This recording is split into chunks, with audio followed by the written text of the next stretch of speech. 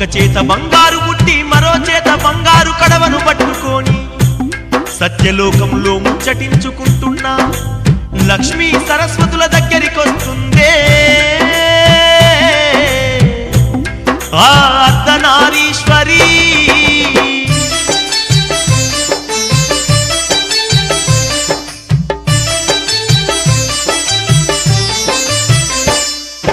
అక్క సరస్వతి చెల్లేవో లక్ష్మి పని మీద కైలాసమిడిసిపోతున్నాను.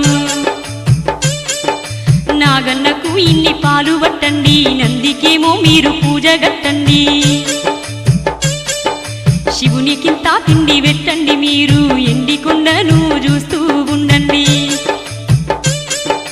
3 వస్తువులు శివుడు నన్నడిగిండు, వాటి కోసమే బయలెల్లుతున్నాను.